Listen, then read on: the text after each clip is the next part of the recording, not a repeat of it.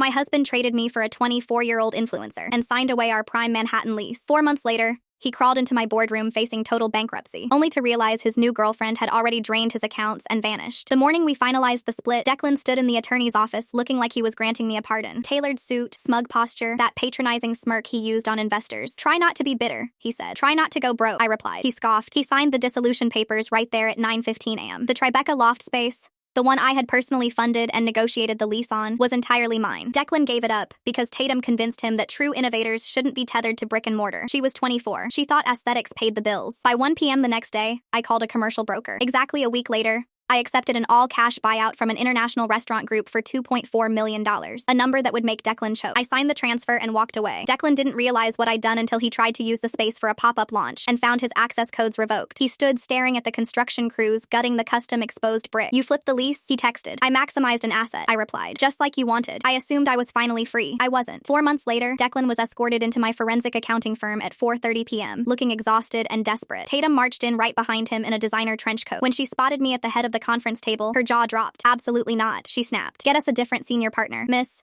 Caldwell is the only managing partner cleared for this tier of audit," the paralegal stated. Tatum slammed her palms on the mahogany. I opened the financial dossier. "Two choices," I said evenly. "I conduct the risk assessment now, or you pray the federal regulators don't freeze your accounts by morning." She glared, but sat down. I went to work. Massive capital mismanagement, undocumented wire transfers. He was technically insolvent. The next afternoon, Tatum barged into the follow-up meeting carrying a box of gourmet matcha pastries, an absurd gesture for a man facing criminal negligence charges. I told her he needed to liquidate his remaining assets immediately to show good faith. Her face flushed red. "Are you just trying to humiliate me?" Declan grabbed her wrist. "Tatum, please don't be upset. I can't bear it." I stopped typing. He used that exact phrase on me the night I found out my father passed away. Same recycled empathy, different target. I stepped out before my disgust became unprofessional. Out by the espresso machine, a junior analyst tapped my shoulder to hand me a file. Tatum's voice suddenly echoed across the open plan floor. "Well, how convenient," she sneered. She stood in the doorway, Declan hovering anxiously behind her. "Do you always flirt with your subordinates when you're supposed to be saving your clients, Vivian?" I turned, perfectly still. "Watch your mouth," I warned. "Slander is actionable." Declan stepped forward, his tone turning vicious. "Don't preach about ethics to us." He whipped out his phone and played a security clip. It showed me and a rival tech CEO slipping into a private underground garage at midnight. "You claimed you were at a compliance retreat," Declan accused. "What kind of compliance happens in a parking garage with my biggest competitor?" Tatum smiled triumphantly. "We knew you were selling his trade secrets." My pulse didn't spike. I unlocked my tablet, pulled up a Wall Street Journal article, and shoved the screen toward him. "Tech titan avoids indictment after whistleblower intervenes." I stared him down. "Your competitor's CFO was embezzling millions," I said coldly. The CEO panicked. I met him off the grid to hand over a protected legal strategy to self-report before the FBI raided his house. The board paid my firm a 7-figure retainer. Declan stared at the screen,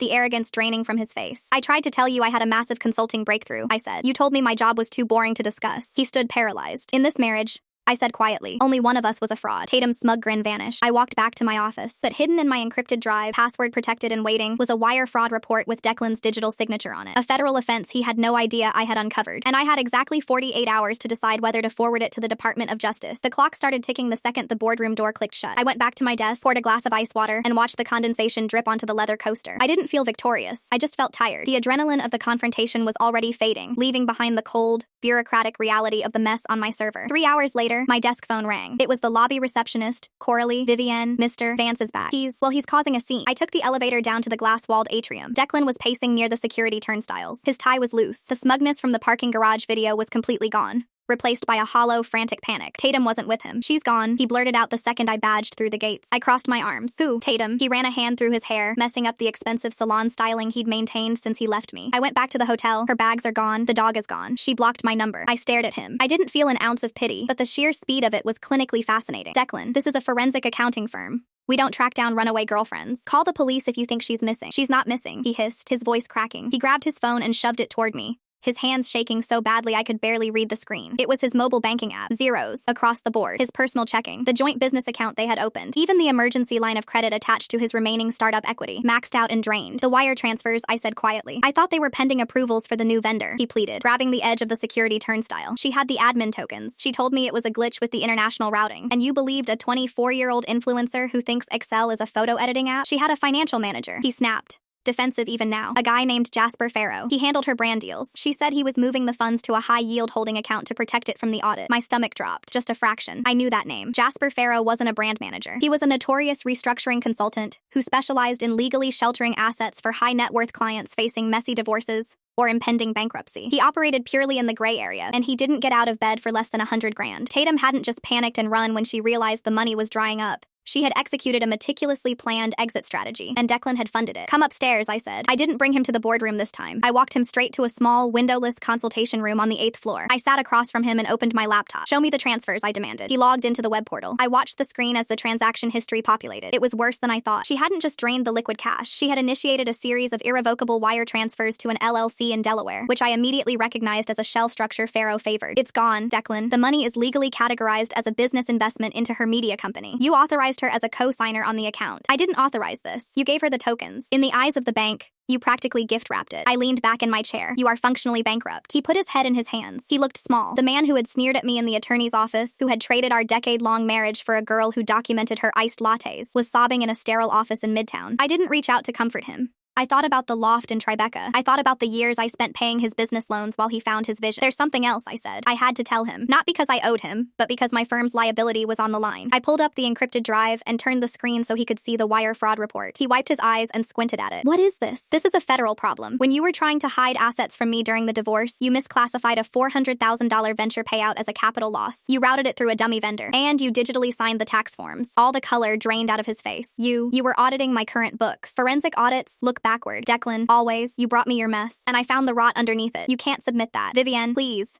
They'll pierce the corporate veil. They'll take my personal assets. You don't have any personal assets left, I reminded him brutally. Tatum took them. Then I'll go to prison. He slammed his fist on the table. Is that what you want? Are you doing this to punish me? I'm doing this because I am a senior partner at this firm. And if I bury a federal crime, I lose my license, my equity, and my freedom. You made your bed. I am not setting myself on fire to keep you warm. He stared at me, his chest heaving. The desperation in his eyes shifted, darkening into something cornered and vicious. The sad, broken ex-husband vanished, and the narcissistic survivor I had lived with for 10 years clawed his way back to the surface. "If you submit that," he said, his voice dropping to a low, steady cadence, "I'll tell the DOJ that you advised me on the tax structure." I froze. "We were married when I filed that return. Vivienne," he continued, leaning over the table, his breath smelling faintly of stale airport coffee. "You were my wife. You paid our mortgage. You were the breadwinner. Who do you think a federal prosecutor is going to believe? A struggling tech founder? Or a ruthless forensic accountant who miraculously found the perfect loophole for her husband to hide money? I didn't sign those papers. My name is nowhere on that entity. Doesn't matter. It'll trigger an investigation into your firm. Your partners will suspend you. They'll freeze your accounts while they look into it. How long can you survive without your income? How long will your precious restaurant group hold on to that lease when your name is dragged through the mud?" He was bluffing. Mostly, he had no proof, because there was no proof. But an accusation of complicity from an ex-spouse during a federal financial crime investigation was a toxic cloud. My firm would place me on indefinite administrative leave by the end of the day. My reputation, my entire leverage in the industry, would be radioactive for years. He knew exactly where to slip the knife. He always had. I slowly closed my laptop. The silence in the room was absolute, broken only by the hum of the HVAC unit overhead. "You have 48 hours to replace the missing funds," I said, my voice entirely void of emotion. "If the accounts are balanced by Friday at 5 p.m., I can classify the misallocation as a corrected clerical error under the grace period guidelines. If they are not, I submit the report, and I take my chances with your threats." "How am I supposed to get $500,000 in 2 days?" he demanded. "I don't know," Declan asked Tatum. "Maybe she can do a sponsored post for you." I stood up, took my laptop, and walked out of the room. By the time I got back to my office, my hands were shaking. I locked the door and sat in the dark for 5 minutes, breathing in the scent of paper and toner from the copy machines down the hall. He was a drowning man, and he was trying to pull me under with him. My cell phone buzzed on the desk. It wasn't a number I recognized. I let it go to voicemail. 2 minutes later, a transcription popped up on the screen. "Miss Caldwell, this is Jasper Farrow. I believe we have a mutual problem regarding Mr. Sert Vance's recent liquidity issues. I suggest we meet tomorrow,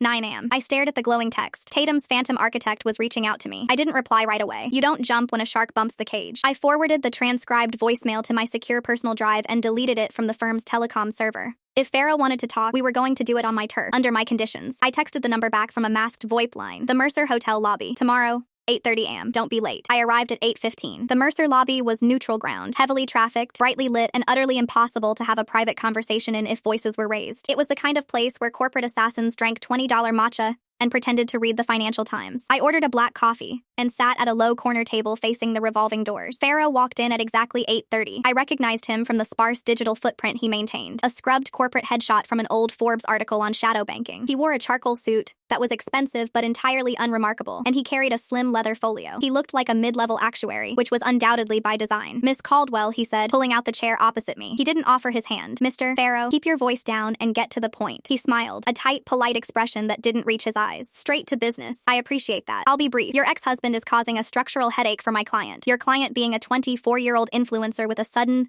unexplained influx of $500,000. Tatum is impulsive, Farrow said, signaling a waitress for an espresso. She initiated the wire transfers prematurely. She was supposed to wait until your firm concluded the preliminary audit and issued a letter of good standing for the company. By draining the accounts mid-audit, she triggered an automated anti-money laundering freeze at the receiving bank in Delaware. I took a sip of my coffee, keeping my face blank. So the money is frozen. Suspended in a holding account, Farrow corrected gently. And the compliance officer at the receiving bank won't release the funds to Tatum's LLC without a finalized risk assessment from the auditor of record. That auditor is you. I almost laughed. The sheer audacity of it was staggering. Let me get this straight. You want me to issue a clean audit for an insolvent company so your client can successfully steal my ex-husband's remaining assets? I want you to close the file, Farrow said smoothly. If you sign off on the audit, the Delaware bank releases the hold. Tatum gets her capital. Declan gets zeroed out. He goes bankrupt, which, given the circumstances of your divorce, I assume is a preferable outcome for you. Declan is threatening to implicate me in federal tax fraud if he goes down, I said. If I facilitate his bankruptcy, he has nothing to lose. He'll drag me to the DOJ just out of spite. Farrow stirred his espresso. Declan Vance is a desperate man with a bruised ego, but he has no proof you were involved in his tax filings. What he does have is a loud mouth. If he goes to the federal prosecutors, your firm will place you on leave. You'll spend 2 years and $500,000 in legal fees, clearing your name. And your solution? Sign the audit. Release the funds to Tatum. In exchange, I will provide you with the original, unredacted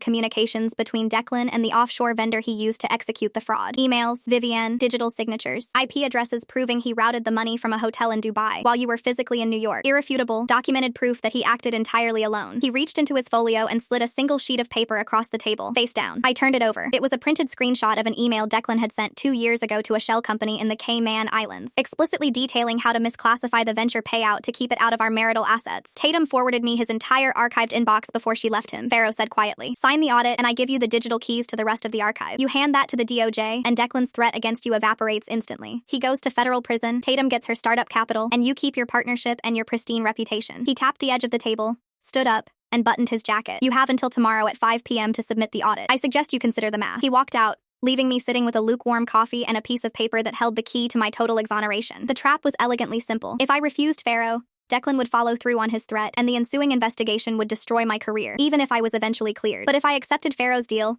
I would have to falsify a financial audit, a massive breach of ethics, and a felony in its own right. I would be trading a false accusation for a real crime, placing myself permanently in Jasper Farrow's pocket. When I got back to the office at 10, the atmosphere on my floor was unusually tense. As I walked past the glass-walled conference rooms, Stellan, one of the founding senior partners, stepped out of his office and flagged me down. He was a ruthless, sharp-eyed man in his 60s who missed absolutely nothing. Vivienne, a minute. I followed him into his office. He closed the door, a rare occurrence. The internal risk management software threw a red flag on the Vance file this morning, Stellan said, leaning against his desk. The capital depletion over the last 72 hours is staggering. Are we looking at an insolvency event? I kept my posture relaxed, meeting his gaze. I'm finalizing the reconciliation now, Stellan. There are some pending international wires we need to verify before I issue the draft report. Stellan frowned, crossing his arms. He's your ex-husband. I approved you taking this on because you know his business structure better than anyone, but the optics are delicate. If he's going under, we need to sever the advisory relationship immediately. I don't want the firm's name attached to a sinking ship when the creditors start circling. I have it under control, I said smoothly. I'll have a definitive answer for you by tomorrow afternoon. See that you do. If there's any hint of malfeasance on his end, we report it to the regulatory board. No favors, Vivienne. Of course not. I walked back to my office, locked the door, and sat at my desk.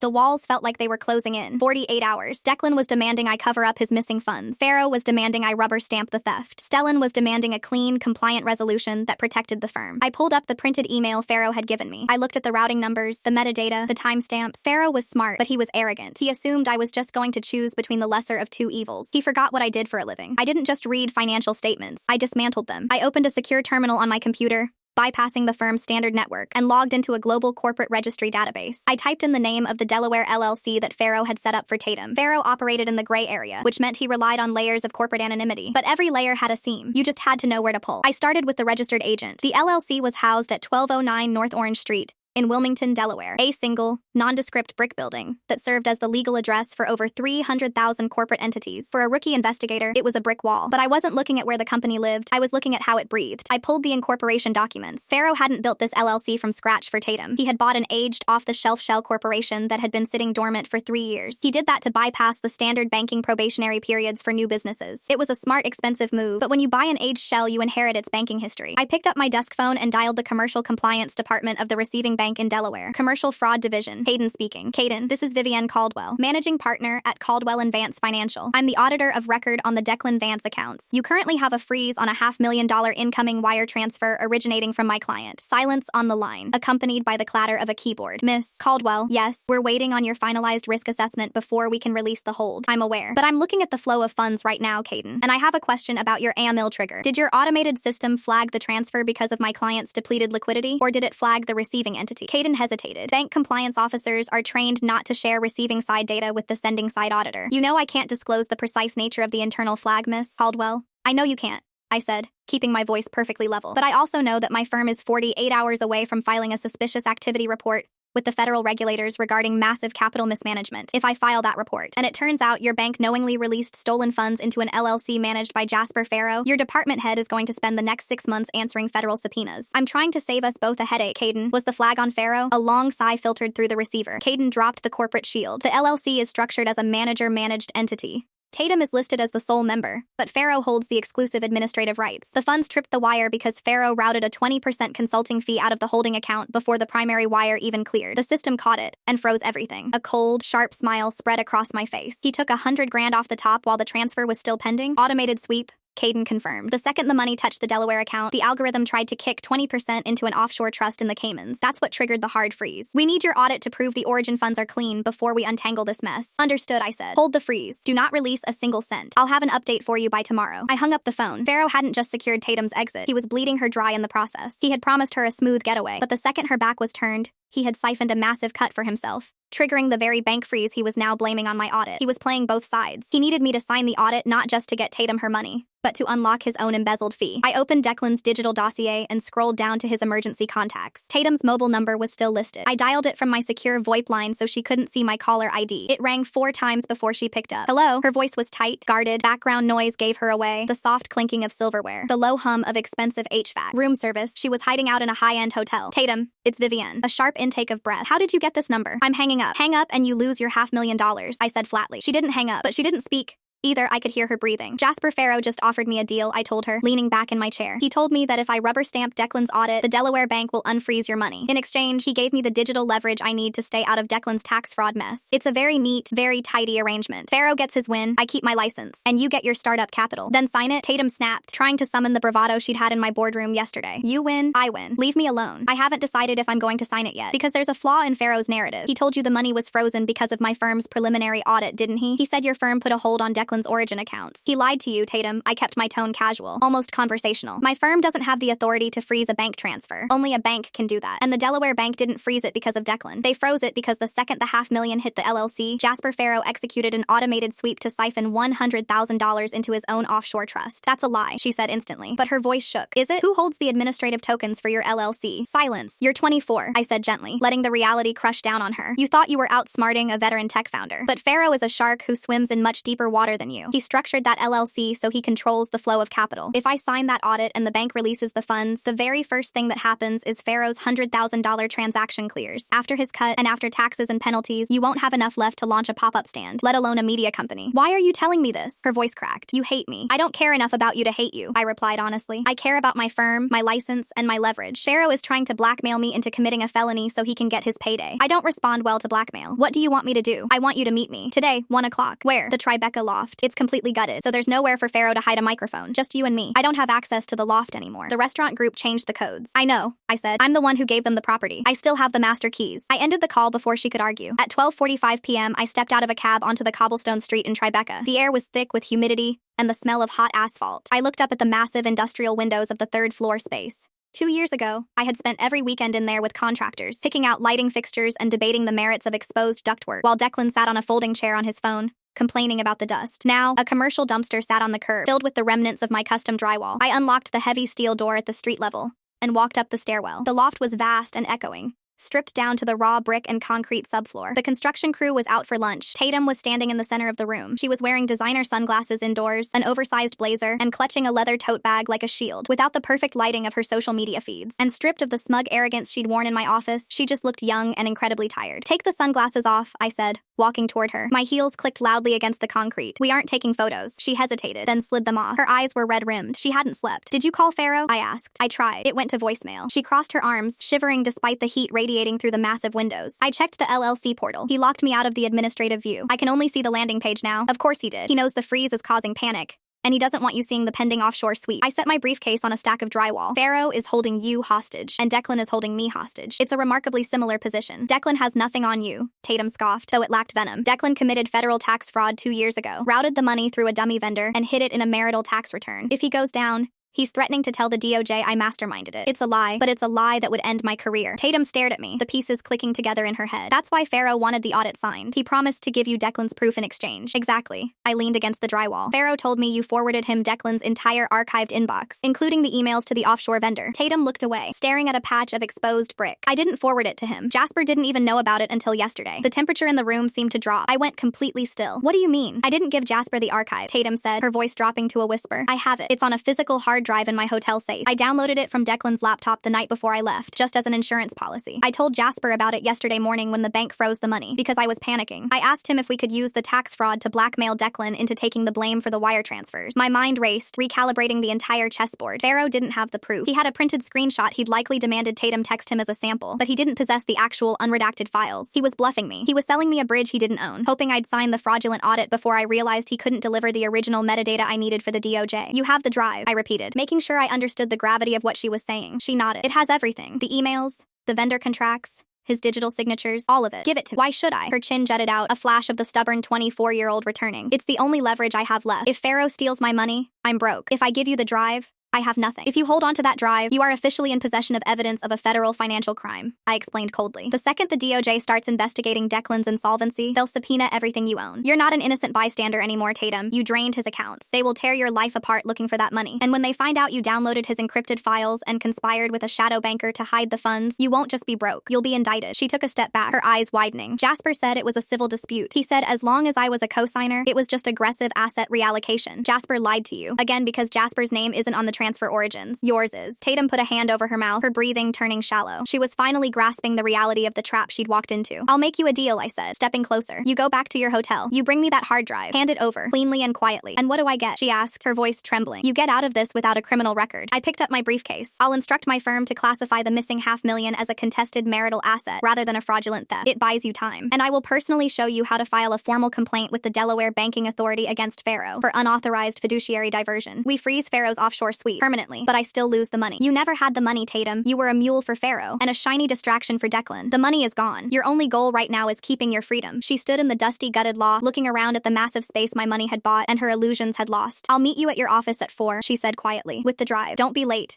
I said. I left her standing there and walked back out into the heat. I had exactly 3 hours before Stellan expected his update, and less than 24 hours before Declan's deadline. I pulled out my phone and dialed the firm. Coralie, I said when the receptionist answered, I need you to clear my afternoon schedule, and I need you to draft a formal withdrawal letter for the Declan Vance account. Have it ready for my signature by 5. I hung up. I had Pharaoh dead to rights, and Tatum was neutralizing Declan's leverage. I was finally ahead of the curve, until my phone buzzed again, exactly 3 blocks from the office. It was a text from Stellan. Vivienne, in my office. Now, Declan Vance is here, and he just handed me a formal grievance alleging you advised him to misclassify his venture payouts. Explain. I didn't reply. I locked my phone screen, dropped it into my pocket, and walked to the corner of Hudson Street to flag down a cab. The summer humidity was suffocating, but my skin felt entirely cold. Declan wasn't acting alone. He didn't have the strategic nerve to file a formal grievance against a senior partner at her own firm without someone whispering in his ear. Pharaoh had gotten to him. Pharaoh realized I was digging into the Delaware bank freeze, and he knew I wouldn't sign his fraudulent audit, so he was attempting to remove me from the board entirely, hoping Stellan would panic, suspend me, and hand the file to a junior partner who would simply push the paperwork through to avoid a scandal. It was a good play, but it required Declan to walk into a room and lie to a man who had built his career destroying liars. I walked onto the executive floor at 1:20 p.m. Coralie looked up from the reception desk, her eyes wide. She didn't say a word, just gave a sharp nod toward the glass walls of Stellan's office. I didn't bother knocking. I pushed the heavy glass door open and stepped inside. Declan was sitting in one of the low leather guest chairs. He looked completely different from the broken, sobbing man I had left in the consultation room yesterday afternoon. He was wearing a fresh navy suit.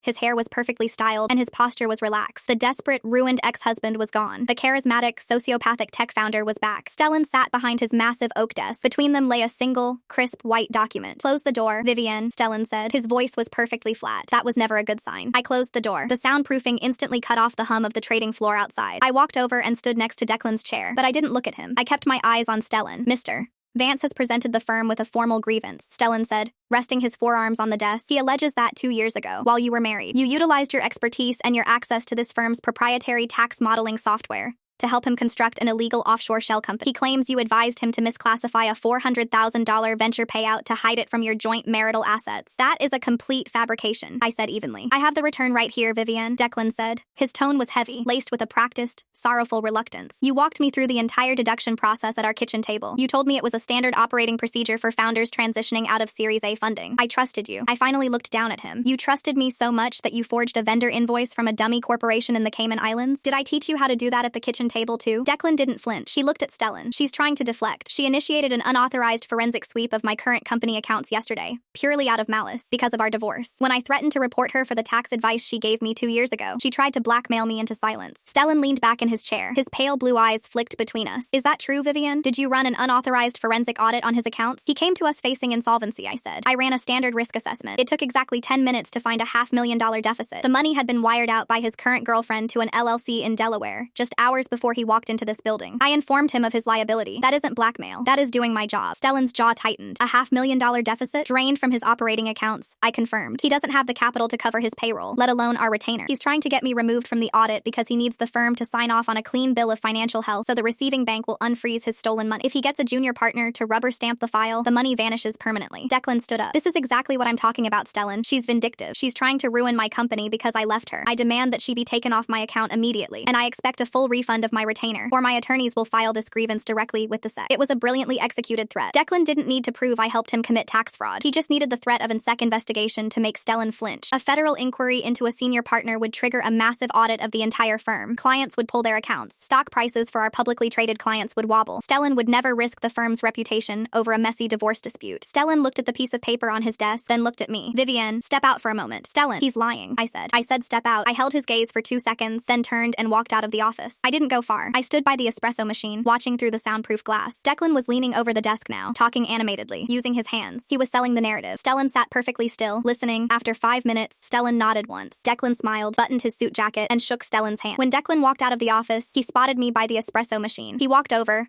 his smug smile fully restored. I told you, he said quietly, ensuring his voice didn't carry across the open floor. You don't get to dictate terms to me anymore. I own this narrative. You don't own anything, Declan, I replied. Pharaoh is pulling your strings, and you're too stupid to see it. His smile faltered for a fraction of a second, just enough to tell me I was right. Pharaoh is a professional. He knows how to handle hostile auditors. Stellan is reassigning my file to Arlo in the compliance department. Arlo is going to sign the preliminary audit by tomorrow morning. The funds get released, my startup gets its capital injection, and you get a permanent mark on your internal record. You really think Pharaoh is going to let you keep that money? I'm a co-signer on the Delaware LLC, Declan said, dropping his voice to a hiss. Tatum and I worked it out. Pharaoh is just the facilitator. You lost, Vivian. Go back to your empty loft. He turned and walked toward the elevators. I watched the doors close behind him, entirely unbothered by his gloating. He had just confirmed everything I needed to know. Pharaoh had played him perfectly. Pharaoh had convinced Declan that the money was safe, that Tatum was still on his side, and that the only obstacle was me. Declan had no idea about the automated sweep Pharaoh had set up to steal 20% off the top. I walked back into Stellan's office. Stellan was shredding the printed grievance in his personal wastebasket shredder. The mechanical whine filled the room. He's an arrogant fool, Stellan said without looking up. You didn't buy it. Of course I didn't buy it. I've known you for 8 years, Vivian. If you were going to help someone commit tax fraud, you wouldn't be stupid enough to use a dummy corporation in the Caymans. It's aggressively cliche. Stellan brushed a speck of paper dust off his desk, but his threat holds weight. If he goes to the SEC, the optics will kill us this quarter. We're in the middle of negotiating the merger with the London office. I cannot have federal regulators crawling up my ass because your ex-husband is throwing a tantrum. I can neutralize him, I said. I need until 5 o'clock today. I told him I was reassigning the file to Arlo, Stellan said, walking over to his window and looking out at the midtown skyline. I told him Arlo would have the preliminary audit finished by tomorrow morning. You gave him what he wanted? I bought you time, Stellan corrected,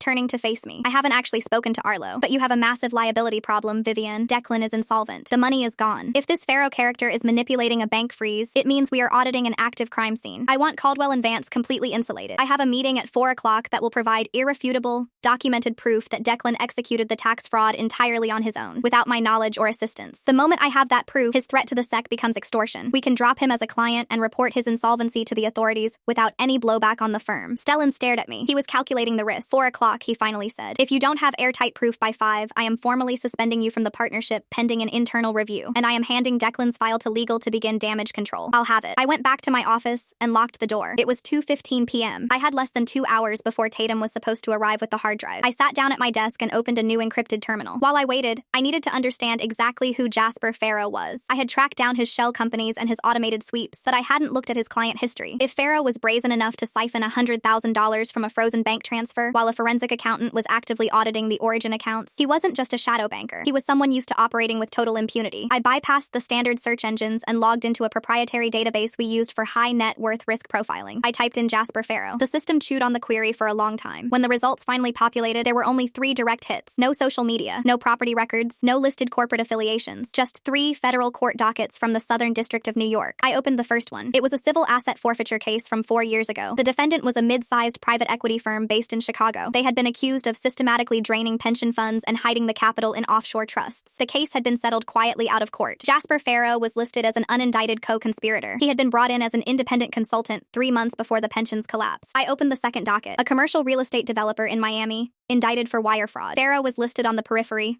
again as a consultant, again unindicted. I opened the third. A tech startup in Silicon Valley that had vanished overnight with $60 million of Series B funding. The founders had fled the country. Farrow's name was buried on page 42 of the SEC complaint. He had managed the liquidation of their physical assets. A cold knot formed in my stomach. Farrow didn't help desperate people hide their money. He helped institutional predators dismantle dying companies, and he took a massive cut for his services. He was a corporate scavenger. Tatum hadn't hired Farrow. Farrow had found Tatum. He had likely flagged Declan's startup as a failing entity months ago. He saw a desperate founder burning through cash, and he saw an impulsive, naive 24-year-old girlfriend who had been given administrative access to the bank accounts. Farrow didn't care about Tatum's media company. He was using her as a mule to crack open Declan's remaining liquidity. At 3:45 p.m., my desk phone rang. Vivian, Coralie said. Tatum is here. She's at the reception desk. Send her back. I stood up and smoothed my skirt. I expected Tatum to walk in looking the way she had in the loft. Defensive, scared, hiding behind her designer accessories. Instead, when she stepped into my office and closed the door, she looked completely hollowed out. She wasn't carrying the oversized leather tote bag. She was clutching a small, generic manila envelope against her chest. Sit down, I said. She didn't sit. She walked over to my desk and dropped the envelope onto the glass surface. It landed with a heavy, metallic thud. There's the drive, she said. Her voice was raspy, like she had been crying for hours. It has the complete archive. Declan's emails, the offshore vendor contracts, the IP logs, everything you need to prove he committed the tax fraud alone. I picked up the envelope and felt the weight of the external hard drive inside. Did Farrow contact you? Tatum let out a short, bitter laugh. She wrapped her arms around herself. He didn't have to contact me. He sent someone to my hotel. I froze. What do you mean he sent someone? A courier, she said, her eyes darting toward the frosted glass of my office door. Just a guy in a suit. He knocked on my door at 2 o'clock. He handed me a tablet. Jasper was on a video call. Jasper told me he knew I had met with you in Tribeca. He said he knew I was planning to give you the archive. How did he know about the loft? I don't know. She snapped, her voice rising in panic. Maybe he has my phone cloned. Maybe Declan told him I used to go there. It doesn't matter. Jasper said if I gave you the drive, he would release the bank freeze himself. I frowned, trying to track the logic. That doesn't make sense. If he releases the freeze,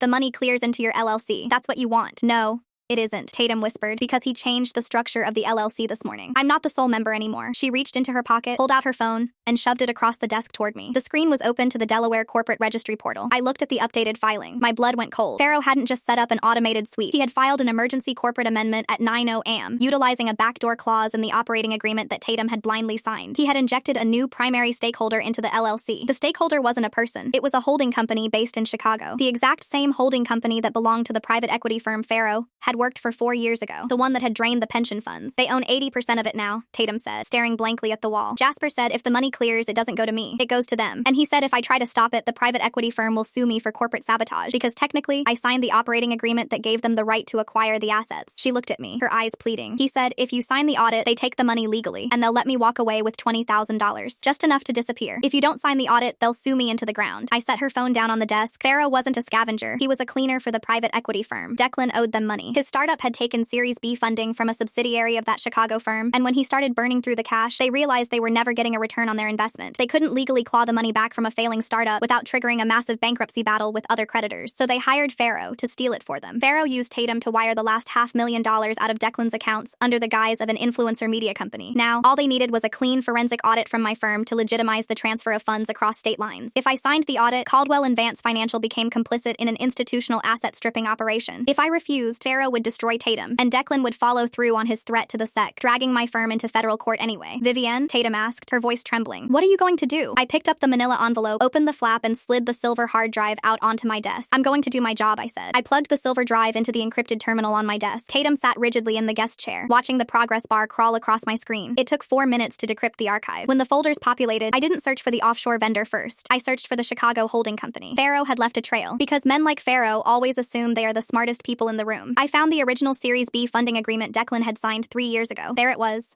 buried in the mezzanine debt clauses, a stipulation giving the private equity firm first lien rights on all liquid assets in the event of default. Declan had been in default for 6 months. He just hadn't realized the PE firm was using Faro to collect the debt outside the bankruptcy courts. I printed the funding agreement. Then I printed the emails Declan sent to the Cayman Shell Company, complete with the IP logs showing he routed them from a hotel Wi-Fi network in Dubai while I was billing hours in Manhattan. I checked my watch. 4:20 p.m. What happens now? Tatum asked, her voice small. Now, you leave, I told her, stacking the warm papers from the printer. You go to the airport, you board a flight back to wherever you came from, and you don't answer calls from unfamiliar numbers. The money is gone, Tatum. Accept it. If you walk out that door right now, you get to keep your freedom. She didn't argue. She stood up, looking entirely defeated, and walked out of my office. She didn't look back. I gathered the printed pages, slid them into a blue firm folder, and walked down the hall to Stellan's office. I didn't bother checking with Coralie. I opened the door. Declan was still there. He was sitting on the leather sofa, drinking a glass of sparkling water, looking thoroughly pleased with himself. Stellan was at his desk, reviewing the preliminary reassignment paperwork for Arlo. They both looked up as I walked in. Vivienne, I thought I made myself clear. Stellan started. I dropped the blue folder onto his desk. This is the unredacted digital archive of Declan's communications regarding the 2024 venture payout. It includes vendor contracts, routing numbers, and server logs proving he executed the tax fraud entirely on his own, from a foreign IP address, without my knowledge or assistance. Declan stopped mid-sip. The glass hovered inches from his mouth. Stellan picked up the folder. He read the first page, his eyes scanning the highlighted IP logs. Then, he flipped to the second page. A slow, terrifyingly calm smile spread across his face. Well, Stellan murmured, this is quite definitive, Mr. Vance. That's fabricated, Declan stammered, putting the glass down so hard water sloshed over the rim. She faked those. They contain verifiable cryptographic signatures, I said, not looking at him. I kept my eyes on Stellan. His threat to the SEC is extortion based on a documented lie. We are entirely insulated. Excellent work, Vivienne, Stellan said softly. He closed the folder. Mr. Vance, your grievance is dismissed. And as of this exact moment, Caldwell and Vance is severing all advisory ties with your company. You can't do that. Declan stood up, his voice cracking. The audit. Arlo needs to sign the preliminary release today, or the bank won't release my $500,000. That's the other thing, I said, turning to face him. It's not your $500,000. You defaulted on your Series B mezzanine debt 6 months ago. The firm that funded you hired Jasper Faro to strip your remaining assets before you could declare bankruptcy. Faro used Tatum to route the money out, and now he's seizing the LLC. Even if I signed that audit, you wouldn't see a dime of it. You've been played by everyone. Declan. He stared at me, his mouth opening and closing like a suffocating fish. The arrogant veneer shattered completely, leaving nothing but the pathetic, empty shell of a man who had finally run out of other people's money. I'm calling the police, he whispered. I'm calling the FBI. You don't have to, I replied, pulling my phone from my pocket. I'm making a call right now, but it's not for you. I dialed the Delaware Commercial Bank's compliance division and put it on speaker, setting the phone on Stellan's desk. Commercial fraud, Caden speaking. Caden, Vivienne Caldwell. I'm finalizing the risk assessment on the Declan Vance accounts. You can permanently cancel the release request for the frozen funds. Cancel it? On what grounds? On the grounds that the origin accounts are tied to an active, documented federal tax fraud, I said clearly. The $500,000 currently sitting in your holding account are the proceeds of a crime. I am formally notifying your bank that Caldwell and Vance will be submitting the primary evidence to the Department of Justice within the hour. If you release those funds to Jasper Faro's LLC, your bank will be facilitating money laundering for a federal fugitive. There was dead silence on the line. I could hear the exact moment Caden's career preservation instincts kicked in. Understood, Miss Caldwell, Caden said, his voice completely stripped of its previous bureaucratic annoyance. The freeze is now classified as a federal hold. The funds will remain locked until we receive a DOJ subpoena. Thank you for the notification. I ended the call. I looked at Declan. He had sunk back onto the leather sofa. He looked like he was going to be sick. The money was locked in a federal vault. The tax fraud was going to the DOJ. Faro was cut out completely, left with an empty shell company and a trail of frozen assets that would make him radioactive to his private equity bosses. Get out of my firm, Declan, I said. He didn't say a word. He didn't have any threats left. He stood up on shaking legs, walked past me without making eye contact, and pushed through the glass door. I watched him walk across the trading floor, get into the elevator,